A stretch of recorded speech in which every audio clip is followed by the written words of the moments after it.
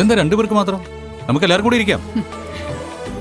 ഇപ്പൊ നിങ്ങൾ രണ്ടുപേരും അല്ലേ യാത്ര ചെയ്ത് ക്ഷീണിച്ചു വന്നിരിക്കുന്നേ. രാത്രി നമുക്ക് എല്ലാവർക്കും കൂടി ഒരുമിച്ച് കഴിക്കാം. മുത്തശ്ശി സൂപ്പർ. പിന്നെ നമ്മുടെ അന്നത്തെ കഞ്ഞി ഉണ്ടല്ലോ, നാളെ രാവിലെ അത് വേണം കേട്ടോ. അതിനെന്താ മോനെ? കഞ്ഞി വേണമെങ്കിൽ ചേച്ചിയോട് അവിടെ വെച്ച് ഉണ്ടാക്കി തരാൻ പറഞ്ഞൂടെ? നിന്റെ ചേച്ചിയോട് നമ്മൾ അങ്ങോട്ടൊന്നും പറഞ്ഞിട്ട് കാര്യമില്ല. ഇങ്ങോട്ട് ഉണ്ടാക്കി തരുന്നത് നമ്മൾ കഴിച്ചോളണം, മിണ്ടാതിരുന്നോളണം. അതെന്താ മോളെ അങ്ങനെ? എന്താ ഉണ്ടാക്കി തരാത്തതെന്ന് ചോദിച്ചു നോക്ക്. രാവിലെ എണീറ്റാലുടൻ ലെമൺ സോഡ വേണം. നിങ്ങൾ ആരെങ്കിലും രാവിലെ എഴുന്നേറ്റാലുടൻ ലെമൺ സോഡ കഴിക്കാറുണ്ടോ? ഇതെന്തിനാ കഴിക്കുന്നതെന്ന് ചോദിച്ചു നോക്ക്. കള്ളു കുടിച്ചു ബോധം ഇല്ലഞ്ഞിട്ട് അത് രാവിലെ തിരിച്ചു കിട്ടാനുള്ള മരുന്നാ.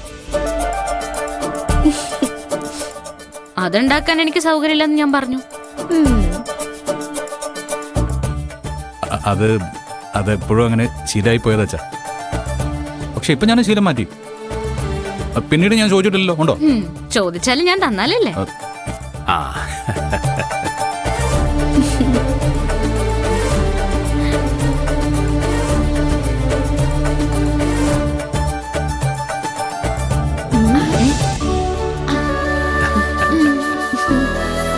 അപ്പൊ എനിക്കോ?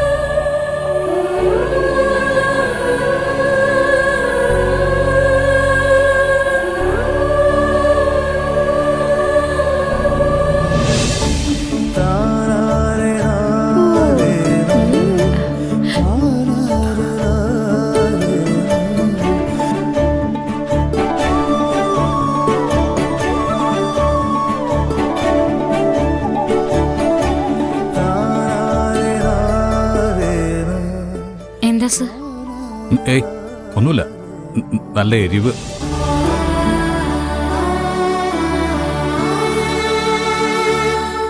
ഞങ്ങള് വീട്ടിൽ ഭക്ഷണം കഴിക്കാനിരിക്കുമ്പോൾ ഈ ഹോട്ടലിലൊക്കെ ചെന്നിരിക്കും പോലെ ആരും തമ്മിൽ അങ്ങനെ സംസാരിക്കാറില്ല. ഈ ടേബിൾ മാനേഴ്സൊക്കെ പാലിച്ച്, അല്ലാതെ സഹോദരിമാർക്കൊന്നും വാരി കൊടുക്കുന്നത് ഞാൻ കണ്ടിട്ടില്ല.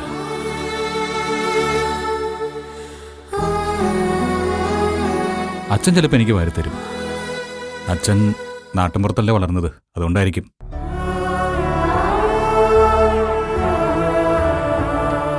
സാർ കഴിക്കേ.